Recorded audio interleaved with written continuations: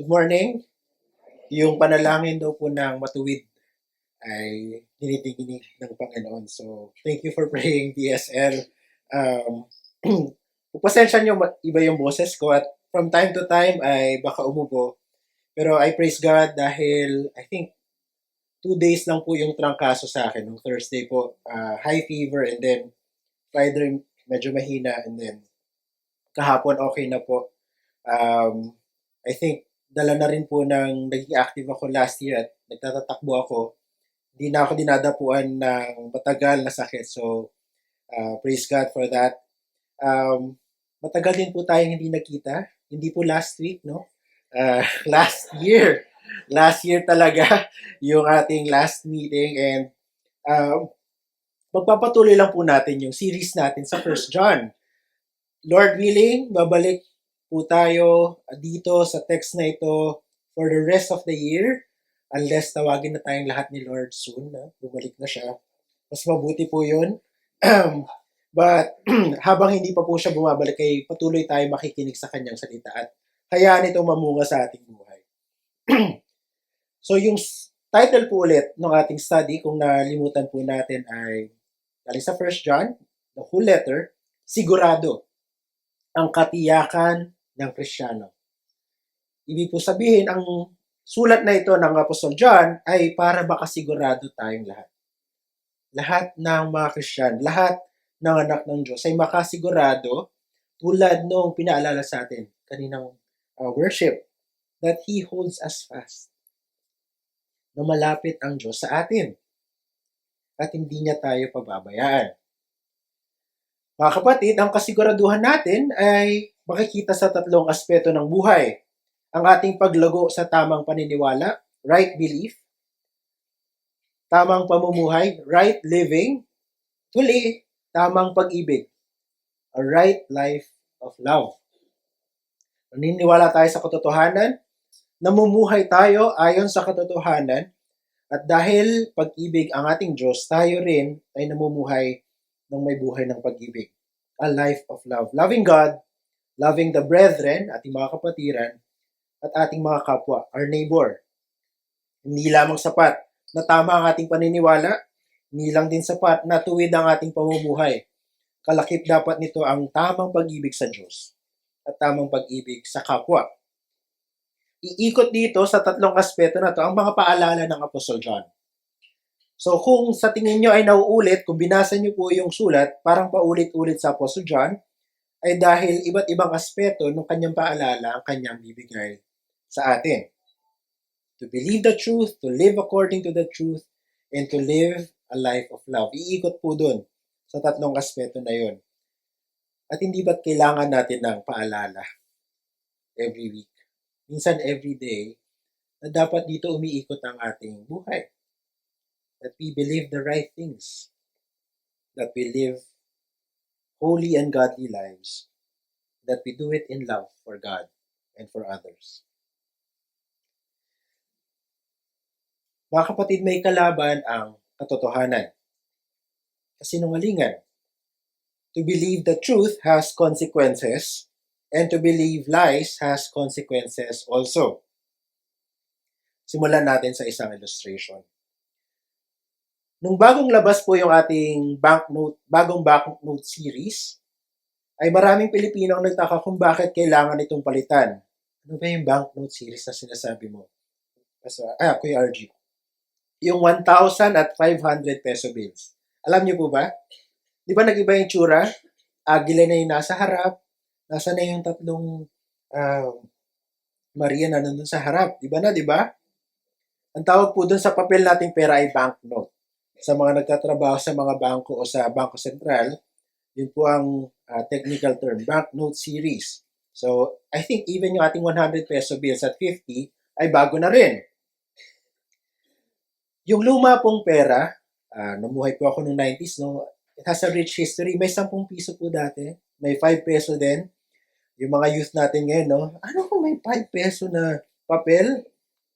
Silver coin na lang yan ngayon, no? Maraming history, yung dating pera, pero they are very susceptible to being counterfeited or mapeke. Madali po silang mapeke kumpara sa ating banknotes or currency paper ngayon. Gumagamit na ng bagong polymer, yung bago nating pera, at mas mahirap na itong kopyahin at gayahin ng mga sindikatong gustong manloko. Naloko na po ba kayo ng peking pera dati? Marami na sa atin ay naloko minsan, no? At kung hindi natin alam ang totoo, mahihirapan tayong malaman ang peke. Sabi ng Bangko Sentral, kailangan natin ng currency literacy. Alam natin kung paano ang itsura, ang feeling, at even yung look ng legitimate na pera. Ang tagline nga ng Bangko Sentral ay feel, look, tilt. Kapag hinawakan mo yung tunay ay yung tunay na pera, may mga parte dyan na dapat may texture.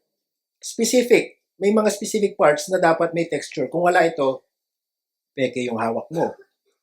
May tamang look. May mga special marking yung totoong pera. So, may mga parts dyan na nag-iiba pa yung kulay.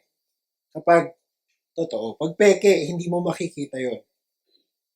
At kailangan mong i-tilt or itagilid para makita mo may mga serial number dyan na meron ang totoo, pero ang peke ay wala. Kaya binago ang banknotes natin, yung papel na pera, ay para mas protektahan tayo mga mamamayan laban sa pekeng pera. Ayon sa Apostle John, may mga peke din tayong makakasalamuha sa buhay. Sa buhay Kristiyano, may mga pekeng Kristiyano. Higit pa dyan, ang sabi niya ay hindi lamang sila peke, ay sila rin ay mga antikristo, mga laban kay Kristo. Galing sila sa kapatiran pero iba ang kanilang paniniwala. Pwede silang magmukhang mabait. Pero ang daladala nila ay mga paniniwalang deceptive or mapanling lang. Ang layunin nila ay kalabanan si Jesus at dinlangin ang kapatiran. Parang ang peking pera, wala silang halaga at nanggugulo lang sila. Ngayong umaga, may babala ang Apostol John tungkol sa mga klaseng taong ito. At paano nga ba tayo makakasigurado na tayo ay nasa totoo? Ang text po natin this morning ay nasa 1 John chapter 2 verses 18 to 27. Iinom po ako from time to time at uubo. Pag-pray niyo talaga na may boses ako hanggang sa matapos tayo. Meron po yan. Lord willing. 1 John 2:18 to 27. Children, it is the last hour. And as you have heard that the Antichrist is coming, so now many Antichrists have come. Therefore we know that it is the last hour. They went out from us, but they were not of us. For if they had been of us, they would have continued with us. But they went out, that it might become plain that they are all not of us. But you have been anointed by the Holy One. You all have knowledge. I write to you, not because you do not know the truth, but because you know it, and because no lie is of the truth. Who is the liar but he who denies that Jesus is the Christ? This is the Antichrist, he who denies the Father and the Son. No one who denies the Son has the Father. Whoever confesses the Son has the Father also. Let what you heard from the beginning abide in you. If what you heard from the beginning abides in you, then you too will abide in the Son and in the Father. And this is the promise that He made to us, eternal life. I write these things to you about those who are trying to deceive you. But the anointing that you receive from Him abides in you, and you have no need that anyone should teach you. But as His anointing teaches you about everything and is true and is no lie, just as it has taught you, abide in Him.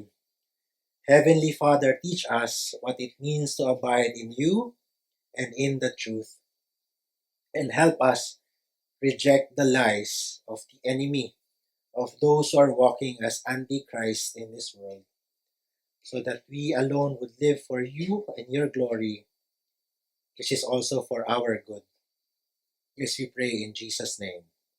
Amen.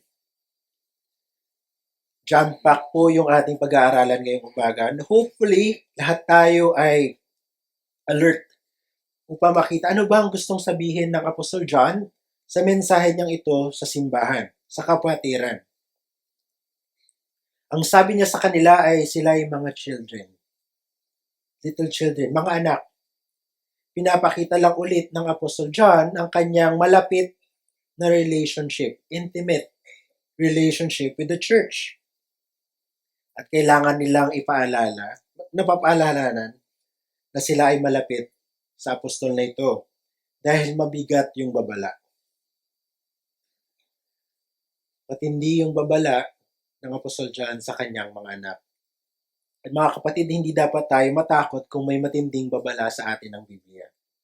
Ibig sabihin nito ay may pakialam sa atin ng Diyos. Kung may hard teaching galing sa scriptures, it is simply that because God loves us. Ayaw niya tayong mapahamak. Ito ang tungkulin ng mga pastor, ng mga guro, at spiritually mature. Ibigay ang katotohanan at kasama dito yung mga babala. Ang sabi ng Apostol John na ito na raw ang huling oras, the last hour. Ang Apostol John na hindi niya binabanggit na 11 p.m. na at isang oras na lang, no, midnight na, bagong araw na. The last hour does not refer to a duration of time. Hindi po siya haba o tagal ng oras. Sa Biblia po, pag ginagamit ang last hour, it refers to a kind of time. Uri ng oras. Siguro yung mga nagtatrabaho dito, alam yung oras ng peligro. No? Pag malayo pa yung sweldo, wala ka ng pera. No? Diba, hindi naman siya duration, but it's a kind of time.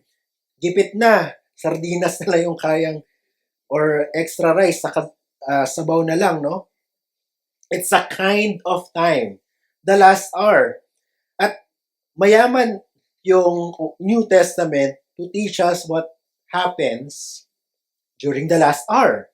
So again, hindi siya makikita sa ating mga orasan, makikita natin kung ano ang nangyayari sa ating bayan, sa ating society. The Lord Jesus Himself tells the disciples that during the last time, false Christ, mga peke na Kristo at mga peking propeta will arise and perform great signs and wonders so as to lead astray, if possible, even the elect. That's Matthew 24:24. May mga darating na manlilin lang. Nasasabihin nila sila yung mga alagad ng Diyos. Pero imbis na maging alagad ng Diyos upang dalhin ang mga tao sa Diyos, ililigaw nila ang mga tao.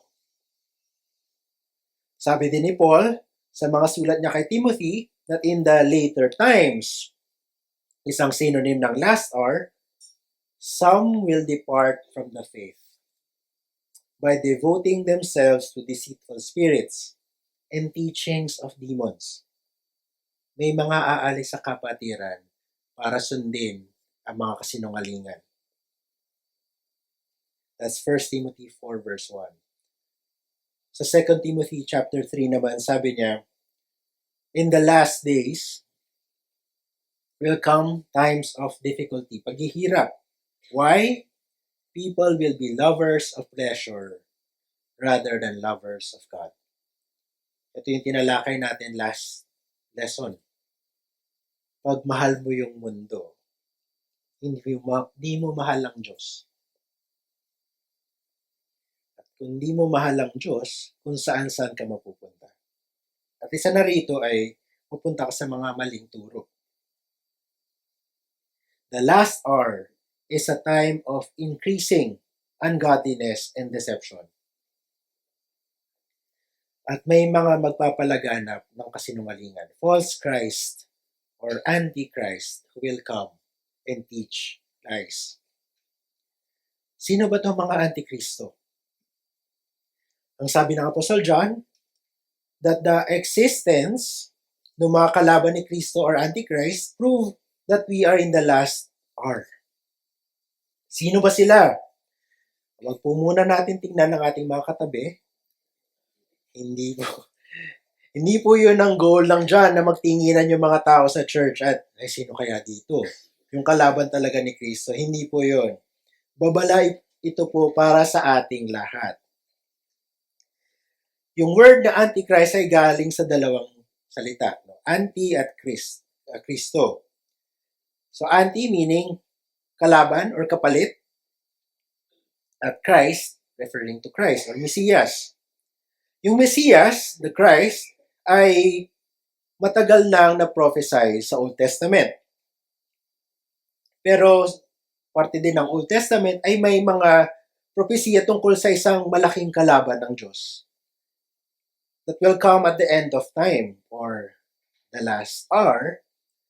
At dahil dumating na yung totoong Kristo, the Lord Jesus Christ, naisip ng mga apostol, tinuro sa kanila ng Diyos na ito na, darating na yung mga malalaking kalaban ni Kristo.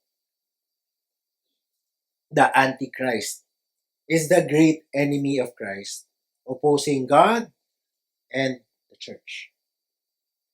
And he will use many servants, antichrists, to lead people astray.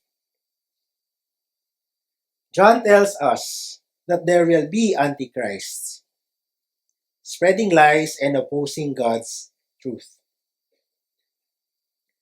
Ang rahas naman ng mga salita ni John, Antichrist.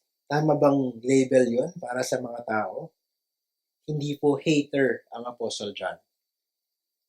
He is simply telling the church the truth about what people do. They will oppose Jesus Christ. Kaya ito babala. Not only that, ito po yung nakakatakot. That some of these antichrists were part of the church. Sila po yung mga umalis. Sila po yung hindi totoong kasama ng kapatiran dahil sila yung umalis.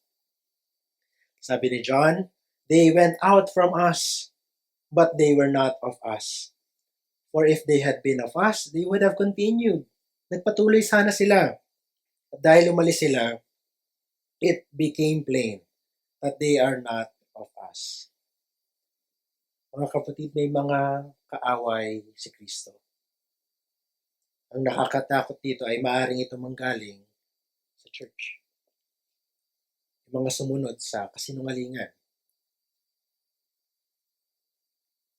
May mga legitimate reasons to leave the church or change churches. So leave so that you can join another church. Kunyari, mas malayo na masyado yung BSL, taga-Amerika ka na, tapos, mag-BSL pa rin ako every week.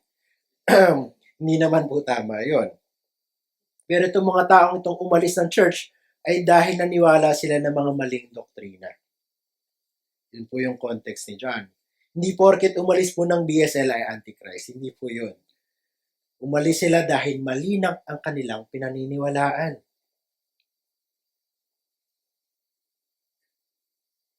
Hindi po ito laban sa impersonal na kalaban. Personal sila. Mga nakita natin sila. Marahil ang iba sa kanila ay naging kaibigan pa ng mga church na ito.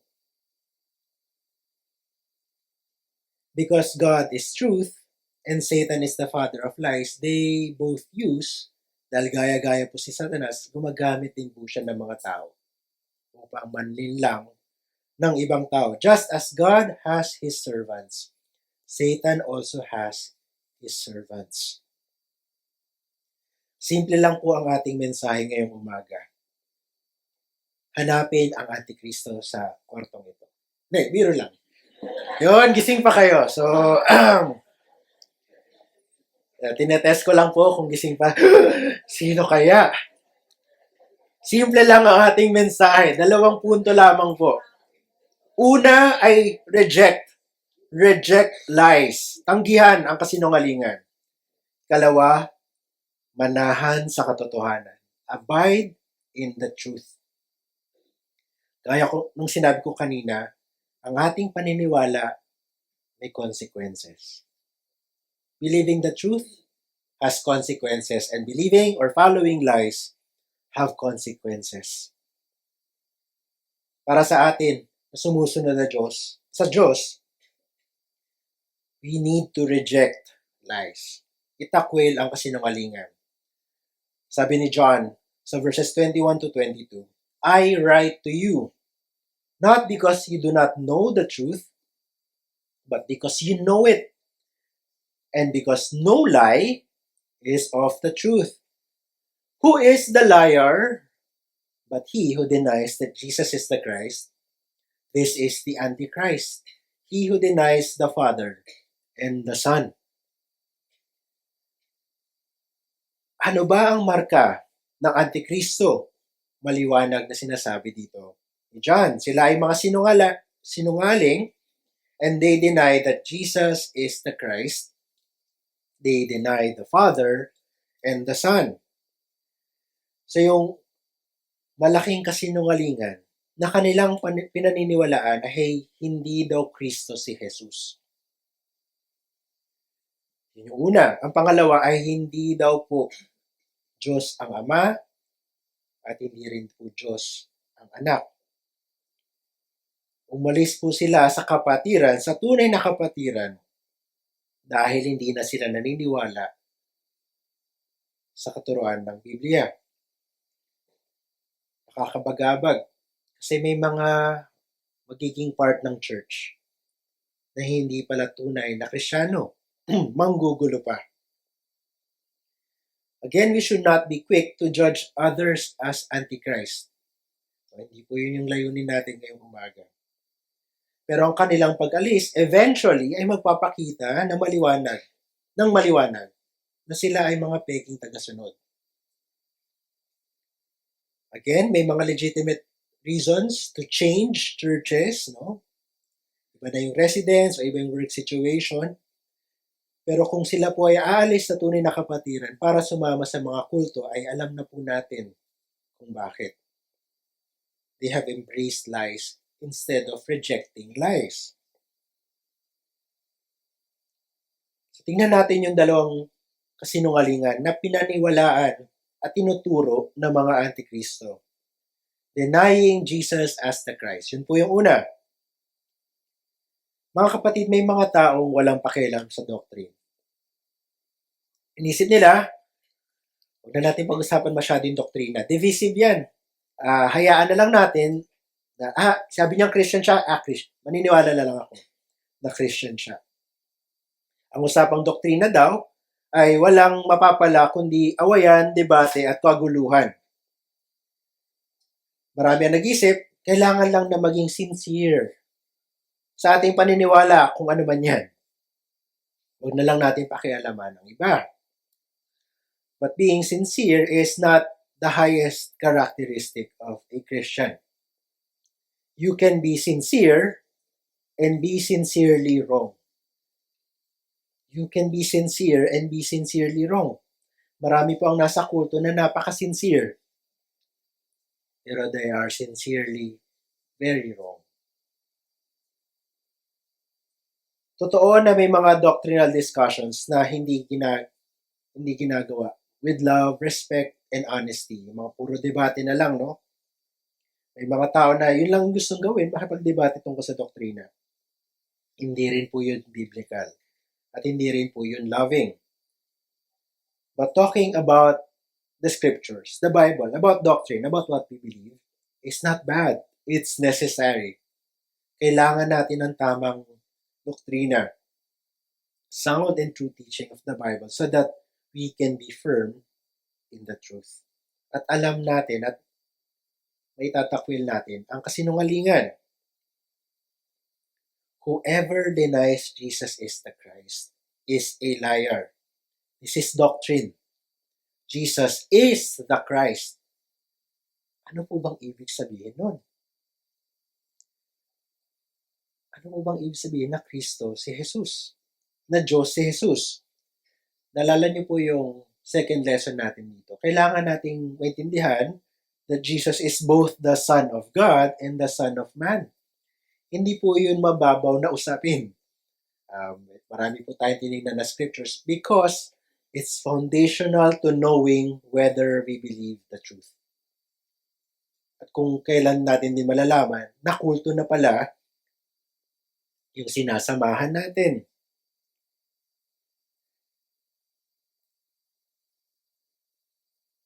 In the Old Testament, Christ is the Messiah.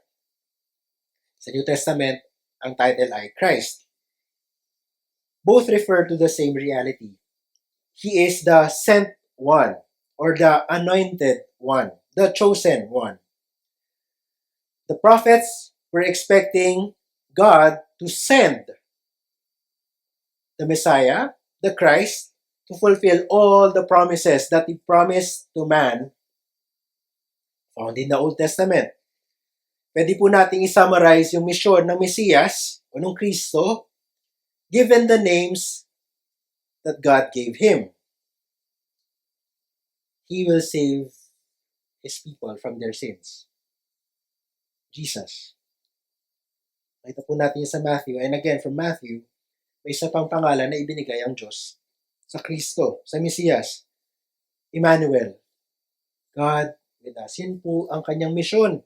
To save people from their sins so that God will be near. God will be with us.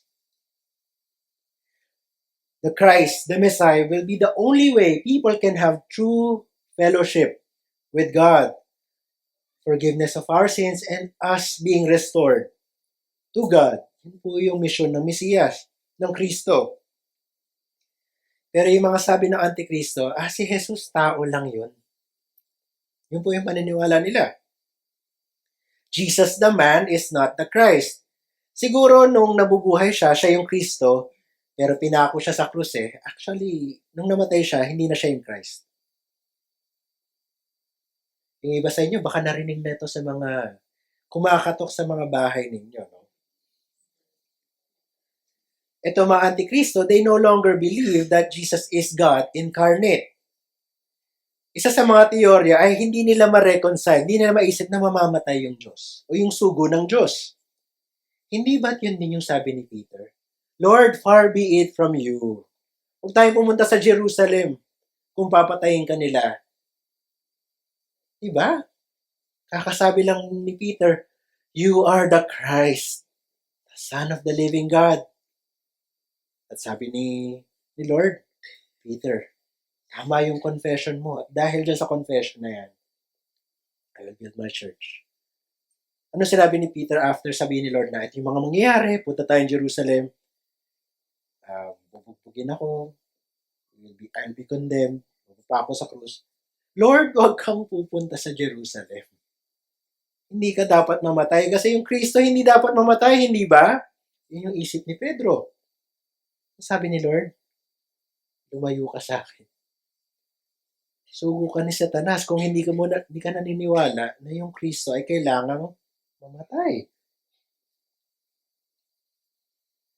Sila rin po yung mga kumakatok sa mga pintuan nyo from time to time. Hindi ko alam kung kumakatok pa rin sila sa mga pinto nyo. Nakagate po yung namin. Kaya hindi po sila pinapapasok. Jesus is truly God and truly man. Yun po yung tunay na doktrina. He is the Son of God and the Son of Man. At kinailangan mamatay nung Kristo upang siya ang tunay and the one and only sacrifice. Inaral natin, di ba? He's the perfect atoning sacrifice. Kailangan niyang mamatay. Because He's the only perfect sacrifice. Kaya dito po umikot yung unang mga sinabi ni John. Kailangan nating kilalanin kung sino ba si Jesus na siya ay Diyos at tao. True joy comes from knowing that Jesus is the Son of God because as God, He brings us to fellowship with the Father. Kung hindi po siya Diyos, wala po sa atin na makakalapit sa Ama. Sa Diyos Ama. Sa Diyos mismo, wala. And true joy also comes from knowing Jesus is the Son of Man. At bilang tao, He is our righteous advocate. Dahil alam niya yung mga pinagdadaanan natin. And He is our perfect atoning sacrifice. As man, He can die and did die for our sins. But He rose again. Hindi po natin fully mako-comprehend yung incarnation. That God would take human form. And it takes faith. Faith from God. That we believe Jesus' words about Himself. Na lahat ng sinabi niya tungkol sa kanyang sarili ay totoo. Lalo na yung mga nilista ni John sa kanyang ebanghelyo sa Gospel of John, maraming I am statements. Lahat yun ay totoo. Tungkol kay Kristo, tungkol kay Jesus. One of my favorites is found in John 10, verses 10 to 11. The Lord Jesus said, "The thief comes only to steal and kill and destroy. I came that they may have life and have it abundantly. I am the good shepherd. The good shepherd lays down his life for the sheep." Yung mabuting pastol na maliwanag po na reference bila sa Diyos sa Old Testament, the good shepherd lays down his life for the sheep. Death is part of the necessary work of the Christ, the Messias. Ang sabi din ni John, near the end of his gospel, these are written, yung mga tungkol kay Jesus, so that you may believe that Jesus is the Christ, the Son of God, and that by believing you may have life in His name. That's John 20 verse 31. Sinulat ni John, itong liham na to at yung ebanghelyo so that we all believe that Jesus is the Christ. Siya na yun. Siya lang. Kung sino man na magde-deny nun, ay tunay na antikristo. Kalaban ni Jesus. Kasi patotoo to mismo ni Jesus tungkol sa kanyang sarili. Yung mga antikristo, ang sinasabi nila, ito talaga, sinungaling si Jesus.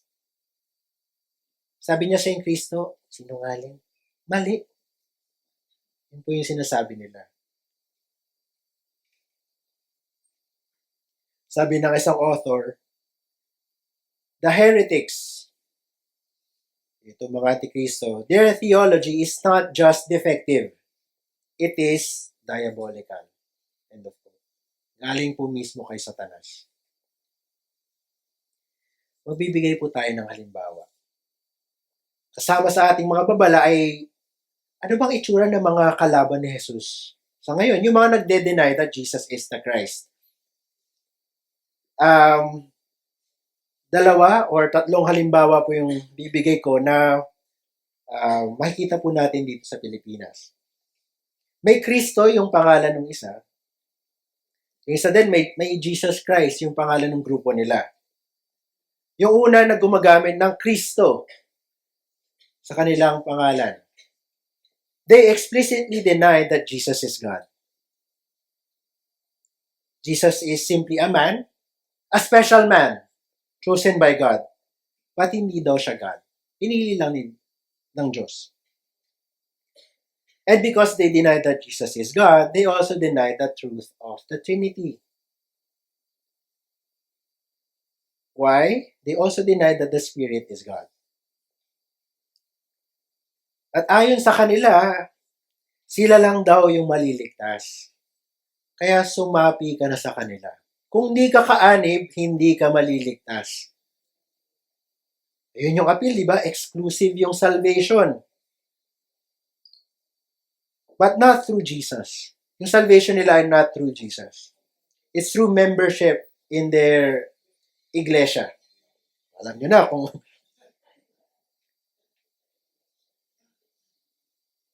may dagdag pa. They must also strictly obey their leaders. Kaya naririnig natin sa balita, di ba? Kapag kung sino daw ang iboboto ng kanilang leader, ay yun dapat ang iboto ng buong grupo. Sila yung mga black voters. Yung isang grupo po yun na may Kristo sa kanilang pangalan. Yung ikalawang grupo ay gumagamit din ng Jesus Christ. May saints pa nga dun sa pangalan ng grupo nila. They deny the Trinity. They believe that the Father, the Son, and the Holy Spirit are three distinct gods. Magkakaiba daw sila at pinakamataas. At may mas pinakamataas pa kay God the Father. Kasi si God the Father, tao daw dati na naging Diyos. Ginawang Diyos nung higher God. At may napaka-convenient, may dagdag sila sa Biblia, no? Na ine-elevate yung kanilang founder. At lahat daw ng tao ay pwedeng maging Diyos. Kasi si God the Father nga naging Diyos. Tayo rin pwede. Yun yung turo nila. Actually, may isa pang grupo na actually kapareho nitong may Jesus Christ at Saints sa pangalan nila. Hindi nila ginagamit yung pangalan ni Jesus Christ. No? Saksi na lang yung ginagamit nila. May saksi sa kanilang pangalan. No? Again, they reject the Trinity. Jesus is the Son of God, but not God. He is a subordinate. Utusan. At binago nila, actually itong mga tatlong ito, ay binago nila yung translation ng kanilang mga Biblia. Kapag pinakita nila sa inyo yung Biblia nila, ay, oo nga, no, parang hindi nga si Jesus yung. Kasi iba po yung version nila para yung kanilang paniniwalaan ay mas magmukhang tama. Magmukhang tama, no? Tulad ng mga peking pera. Pero pag kinilatis nyo, parang hindi naman yan yung sinasabi talaga ng verse na yan. At kahit tignan natin sa konteksto, parang hindi natin pwede silang tawagin kapatid no, dahil hindi natin sila kapatid. Kaibigan, parang iba yung sinasabi mo sa talagang sinasabi ng konteksto ng binabasa natin. Ito lamang po yung tatlong sikat dito sa lugar natin. Pero silang tatlo po ay dinideny that Jesus is the Christ. That Jesus is the capital S, Son of God, that He is also God. Mga kapatid, kailangan nating malaman that a foundational understanding of who God is makes one a Christian and also marks a person, not a Christian, kung mali yung paniniwala tungkol sa Diyos. Lord willing, kung pababalikin niyo pa ako dito, isa sa mga gusto nating aralin ay who God is. No? Kung bakit kulto yung ibang kulto. Kulto yung kulto at yung paniniwala sa tunay na Diyos ay yun lamang po yung katotohanan.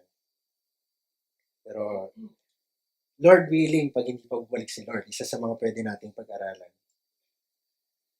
A foundational understanding of God makes one a Christian or not. At yun yung next point ni John. Whoever denies the Son actually denies God the Father. Ito po yung isang kasinungalingan na pinaniniwalaan ng Antikristo at hindi lang pinaniniwalaan. Tinuturo nila. Yung tatlong grupo na yon, ganun din sila.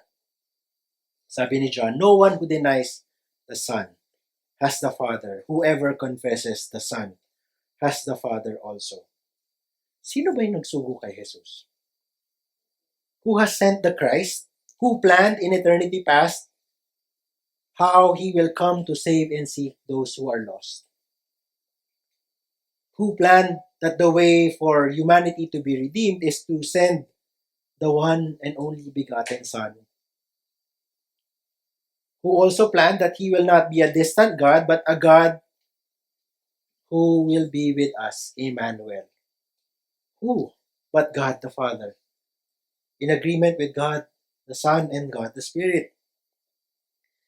Sabi ng prayer ng Panginoong Jesus sa John 17, "And this is eternal life, that they know you, the only true God, and Jesus Christ whom you have sent. O righteous Father, even though the world does not know you, I know you. And these know that you have sent me." Tayo na tumanggap kay Jesus ay tinanggap din ang Diyos Ama. Whoever confesses the Son also has the Father. And whoever denies the Son denies the Father. Paano sila magkakaroon ng tunay na buhay kung hindi nga nila kilala ang tunay na Jesus? At paano nila makikilala ang Diyos Ama kung hindi nila pinaniniwalaan at gumagawa pa ng kasinungalingan tungkol sa tunay na Jesus?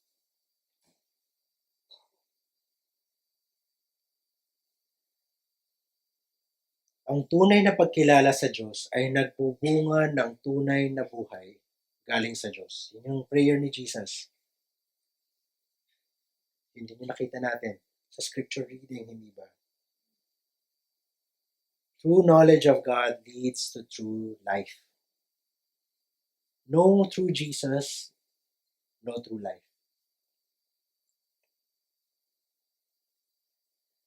May mga taong nagsasabi na hindi na mahalaga ang doktrina.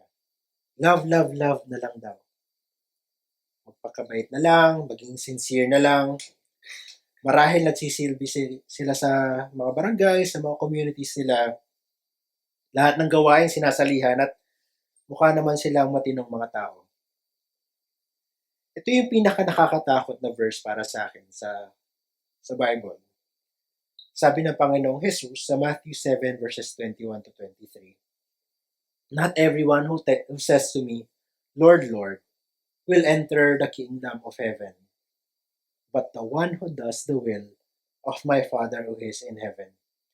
On that day, many will say to me, Lord, Lord, did we not prophesy in your name? Hindi ba kami nagturo? Did we not cast out demons in your name and do many mighty works in your name? Hindi ba kami nag-ministry? Ang dami nga namin tinulungan eh. Sabi nga namin, love, love, love. Lahat, love na lang. Jesus says, "And then I will declare to them, I never knew you." Hindi kita kilala. Depart from me, you workers of lawlessness.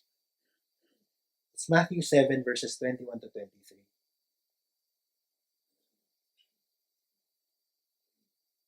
Isang halimbawa ng mga Kristiyano. May isa pa. May mga Kristiyano naman na gusto lamang doktrina lang yung pag-usapan. Punong-puno ng kung ano-anong knowledge, nabasa na kung ano-anong mga libro. Mukhang disente naman yung mga buhay pero mayayabang. At hindi nagmi-ministry, hindi nagsisilbi sa Diyos. Naghahanap ng away sa internet. Sa mga forum. Basta tama yung kanilang doktrina. Atin na mga conferences para makipagdebate sa mga speaker. Wala silang pakialam sa kapatiran. The Lord Jesus has this to say in John 15 verse 12, "This is my commandment, that you debate one another." Hindi ba? That you love one another just as I have loved you. Yun dapat tama nating alam ay ina-apply natin in love to one another. Dagdag ni John, inaral natin nung verse 11. "But whoever hates his brother is in the darkness." Nasa kadiliman daw yung hindi nagmamahal sa kapatiran. "And walks in the darkness and does not know where he is going because the darkness has blinded his eyes." 1 John 2:11.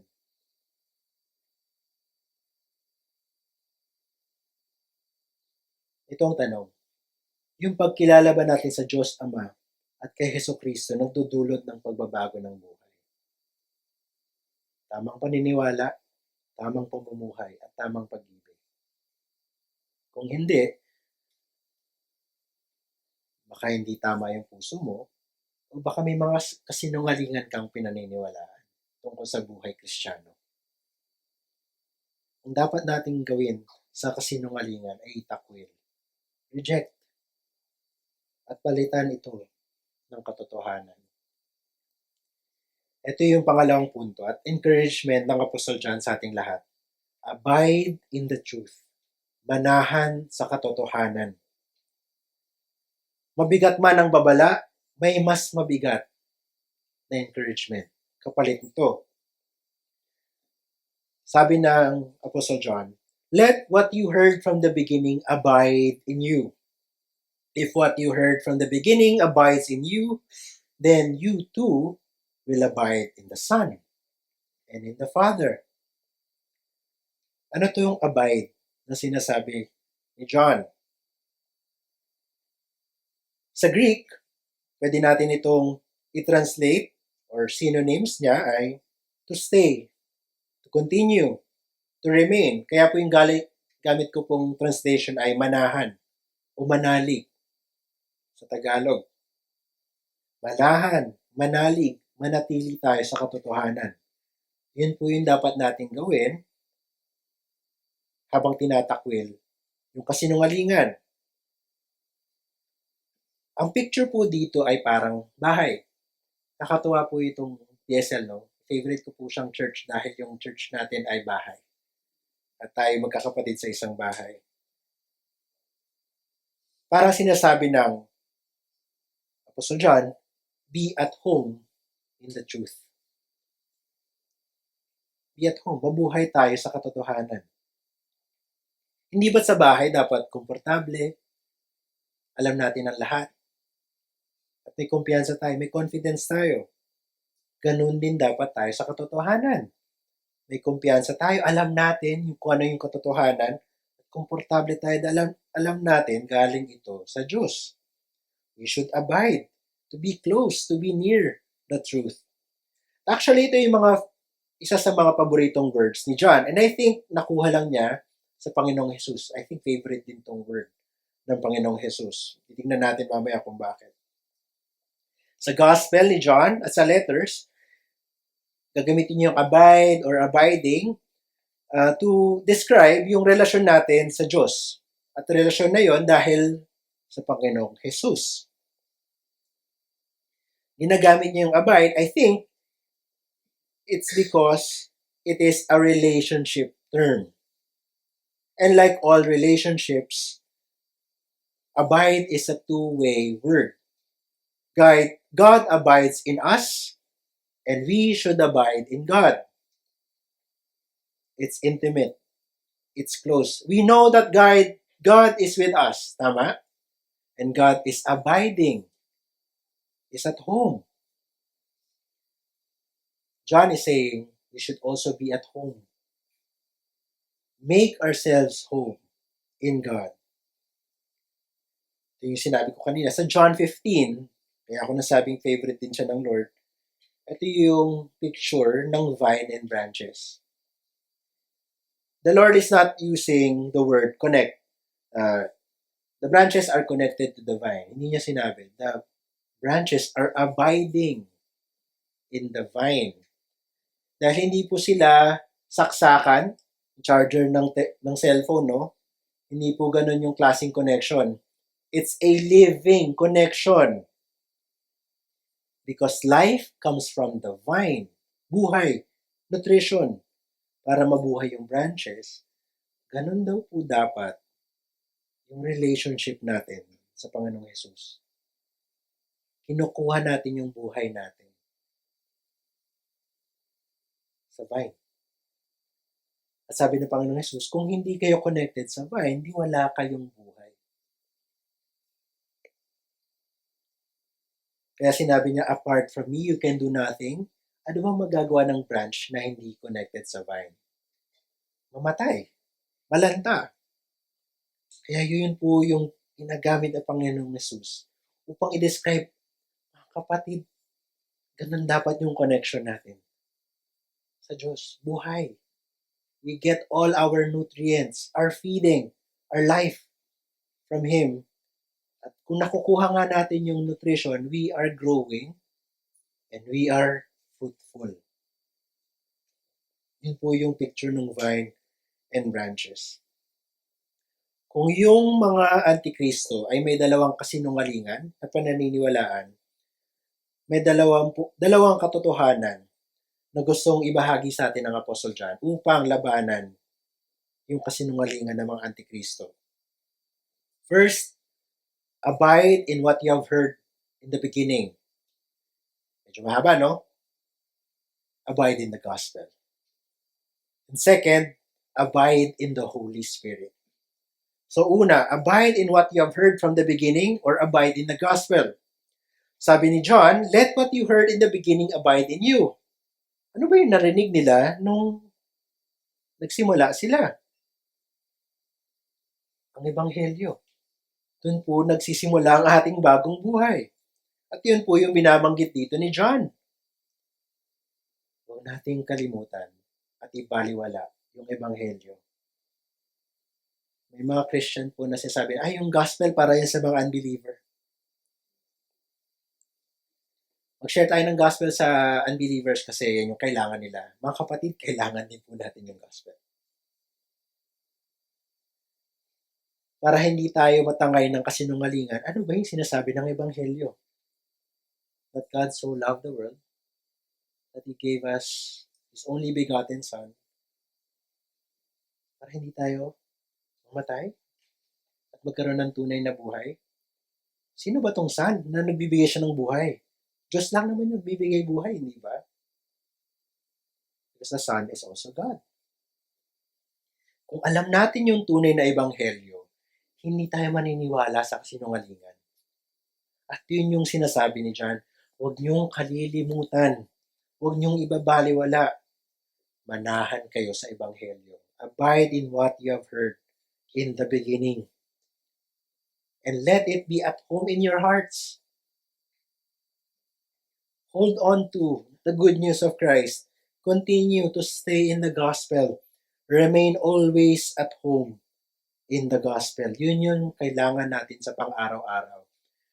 Na kung wala ang Diyos sa ating buhay, sa kangkungan po tayo lahat pupulutin. Nalalanta at namamatay. Dahil kung alam natin ang Ebanghelyo, madali nating masisipat ang peke at kasinungalingan. Sabi ng mga taga-bangko, dahil sanay na sila sa feeling ng tunay na pera, isang hawak pa lang, peke ito. Hindi na nila kailangan tingnan. Pero pag tinignan nila, peke nga talaga. Ganun din po tayo sa Ebanghelyo. Kabisado natin. Kaya kapag may kumatok sa pintuan ninyo, may nameplate, nakaputi, huwag nyo na pong papasukin, alam nyo na po kung anong sasabihin ng mga yon. Hindi po Ebanghelyo. Or malayo pa lang, nagtatawag na, magba-Bible study daw kayo. Hindi Bible study ang gagawin ng mga to. Nakita nyo na yung mga magazine nila, naku, hindi gospel ang laman nito. May Jesus Christ man, ibang Jesus Christ yan. Dahil kabisado natin yung Ebanghelyo. Mga kapatid, hindi nyo kailangan maghanap ng special. Okay na po yung regular buko pie. Wag lagi. Ano ba yung ibig ko sabihin? May mga Kristiyano na naghahanap ng special knowledge. Yung matututunan lang sa mga expert. Yung pag nag-Bible study daw kayo sa kanila, malalaman nyo ang tunay na katotohanan. Kasi may peke doon na katotohanan, no? Tunay na katotohanan. May mga ibibigay silang sikreto kung paano yumaman, sumaya, sumikat. May mga naghahanap din ng special experiences. Kailangan daw mag-speak in tongues bago ka maging tunay na Christian. Kailangan daw ma-experience mo yung out of the body, yung parang si Paul na napunta ka sa third heaven bago ka tuluyan magkaroon ng blessing. Mga kapatid, hindi natin kailangan ng special na experience or knowledge. Kung tingin mo ito ang maglalapit sa iyo sa Diyos, I have bad news for you. Only the good news can bring us to God. Yung ebanghelyo lang ang magdadala sa atin sa Diyos. Hindi special knowledge o special experience. Mga kapatid, huwag mapanin lang, pinakita na ng Diyos ang kanyang pag-ibig at kataas-taasang blessing sa atin. And that is the gospel.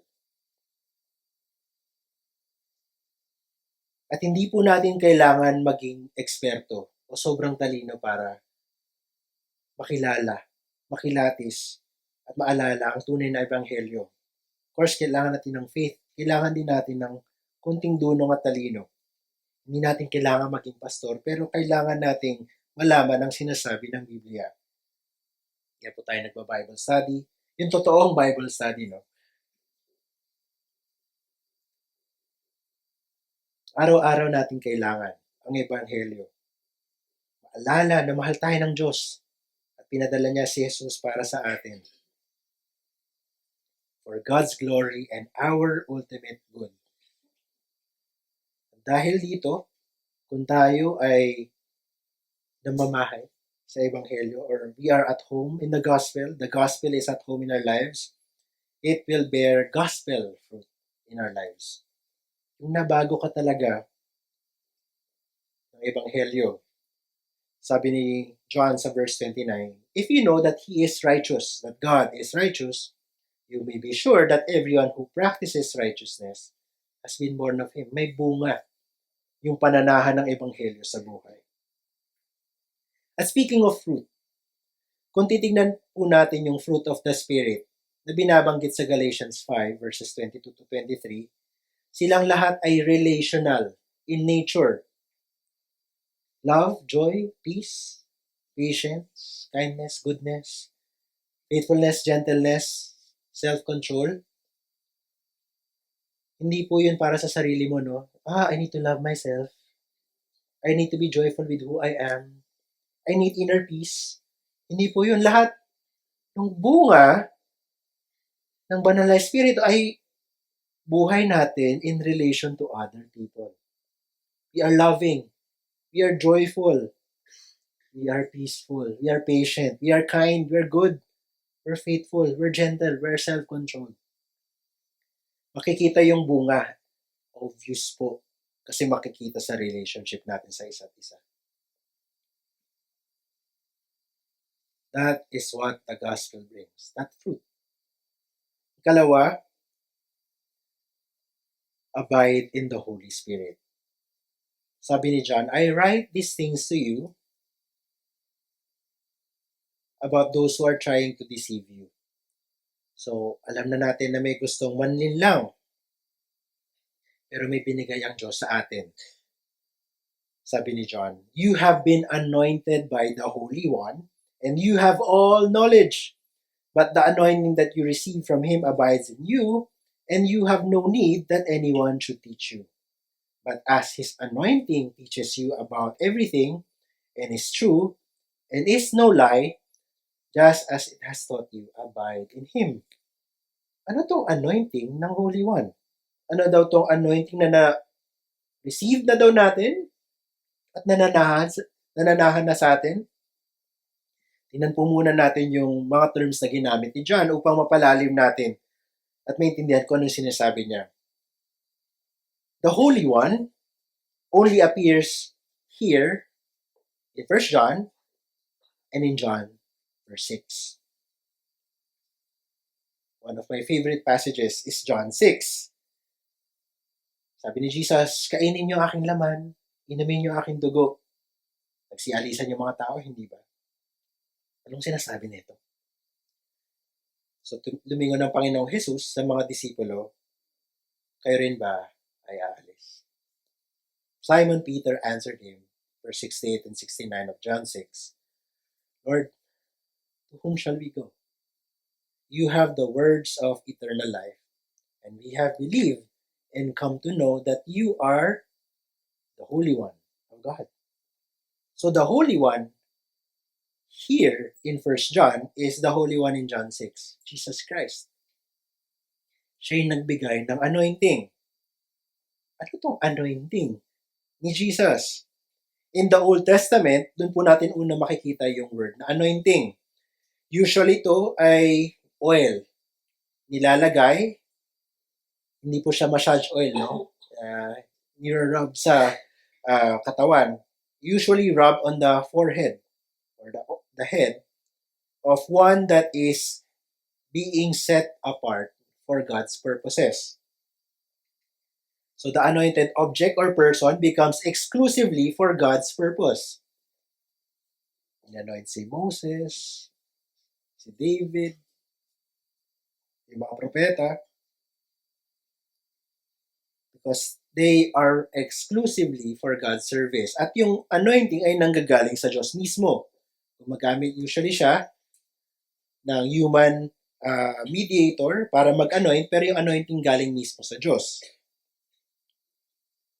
Actually, yung Christ or Messiah can also be translated as the anointed one. Siya mismo talaga yung punong-puno ng anointing, pinili, hinirang para sa purposes ng Diyos.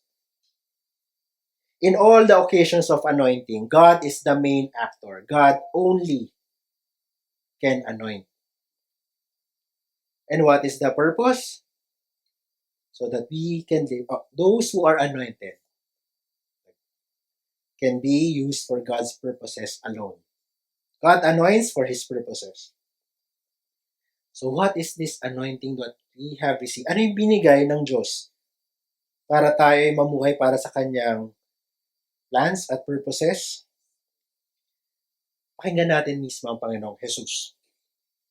In John 15, He says, "But when the Helper comes, capital H, whom I will send to you from the Father, the Spirit of truth," yun po, yung ipadadala, "who proceeds from the Father, He will bear witness about me." Sabi din niya sa John 16, "Nevertheless, I tell you the truth. It is to your advantage that I go away, for if I do not go away, the Helper will not come to you. But if I go, I will send Him to you. When the Spirit of truth comes, He will guide you into all the truth, for He will not speak on His own authority, but whatever He hears, He will speak, and He will declare to you the things that are to come." Binibigyan po ng connection dito ni John, kaya po nasa Ebanghelyo na, dito sa liham, kung sino po yung anointing at nag-anoint. So, Jesus is anointing His people with the Spirit of truth. The Holy Spirit Himself. Maganda yung pagkakagamit ni Jesus, no? The Spirit of truth. Kung may spirito po ng kasinungalingan yung mga antikristo, Christians are given by God, Jesus Himself, the Spirit of truth. We have all received the Holy Spirit. When we have confessed the Son, we have the Father, and we also have been anointed with the Holy Spirit. We have been anointed by the Spirit of truth so that we will live for the truth. We will live for God.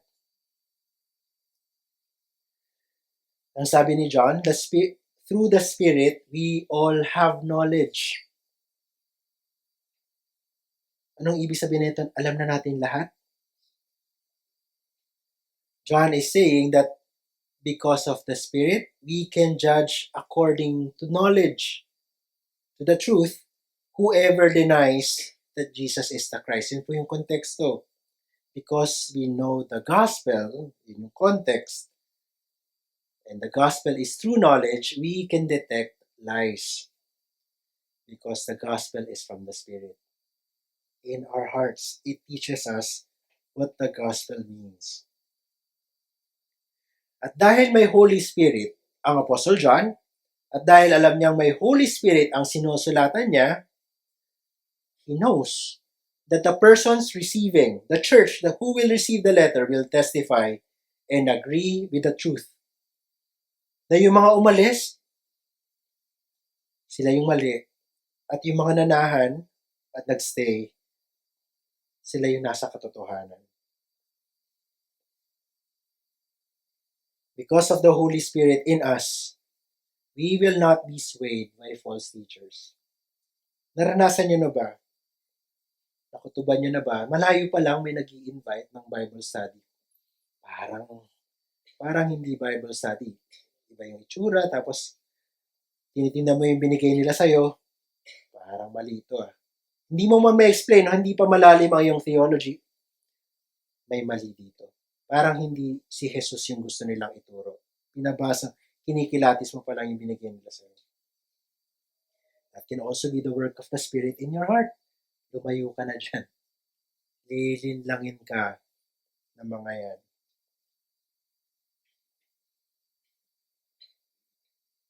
We may not understand every detail about theology.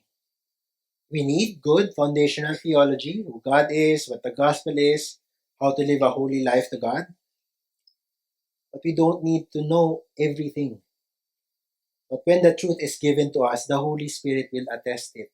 Katotohanan niya in our hearts.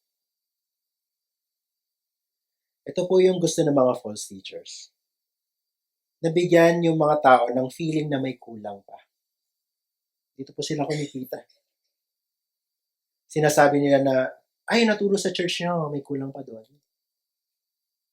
May bibigay kami sa'yo na, eto, pag nakuha mo to, ito na talaga yon. At conveniently, sila lang daw yung kaya magbigay. Diba? Hindi ba nakakain tayo sa may kulang pa pala ako. Sama kaya ako sa kanila. Hindi po nagkulang ang binigay ang Diyos. Hindi lang gospel. He also gave His Holy Spirit. The Spirit of truth is given already. Kapatid, ano pa bang kulang ang gusto mo? Binigay na ng Diyos ang lahat-lahat. Mga kapatid, if we abide in what was taught us in the beginning, the gospel, we have also received the anointing, the Holy Spirit. Hindi yung anointing na binibigay din ng ibang church. The Holy Spirit Himself that only God can give. Pinapatotohanan ng banal na Espiritu ang lahat ng tinuturo sa ating katotohanan dahil nasa atin at nananahan ang banal na Espiritu sa atin. Kaya tayo nagpapatuloy sa ating kapatiran dito, hindi ba? Hindi lamang umawit, magdasal, hindi lang din para mag-aral ng kanyang salita. We come alongside one another because we understand through the Holy Spirit that we need one another. Kailangan nating magtulungan na mamuhay sa isang madilim at mapaglinlang na mundo gamit ang katotohanan. Kailangan nating magpalakasan. We need one another. Kaya yung mga umalis sa kapatiran dito sa sulat ni John, they just showed their true colors. Hindi talaga sila tunay. They were not receiving the truth because they didn't have the Spirit. And this is serious. Do you really have the Holy Spirit? Have you received the anointing from Christ when you have received Him? Have you truly received that which we have received from the beginning? Or are you simply behaving like a Christian? This house does not make us Christian. What we do externally does not make us Christian. It's what happens in the heart, in the inner man. Have you received the Son? If yes, then you also have received the Father and the Spirit. That comes through the gospel. Or do you still have hearts of stone? Yung stone na hindi mawasak-wasak, hindi matibag. Hindi man matibag, but you have covered it up with good behavior and a pleasing personality. Mukhang Christian, pero hindi talaga.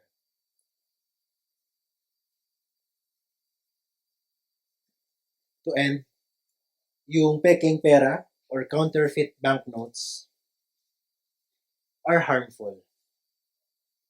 Kapag naisip natin, hindi naman ako apektado na may pekeng pera na umiikot dyan. At kaya narinig ko sa reaction niyo, parang marami na sa atin ang naloko ng pekeng pera. Kung hindi pa, whoever has been victimized by fake money knows the heartache of receiving fake money. Imagine, magwi-withdraw ka sa ATM para makabili ng gamot para sa sakit, may sakit na relative, at yung ATM gives you fake money. Hindi tinanggap ng drugstore, and you are left with useless paper and a still sick relative. Imagine being a business owner, kahit sari-sari man yan, at binayaran ka ng counterfeit, ng peke. Tinanggap mo naman, sinuklian mo pa. When it's time to buy again groceries for your sari-sari, Pure Gold does not accept your money. Peke. Imbis na kumita, nalugi ka pa. Nagbigay ka pa nga ng sukli. Or imagine accepting fake money as your salary. Sweldo. Tapos na yung pecha de peligro. Nag-withdraw ka na. 5,000. Naghintay ka ng 2 linggo para makabili ng groceries or mabili yung pinag-iipunan mong iPhone. Ano ba ngayon? 17 na ba?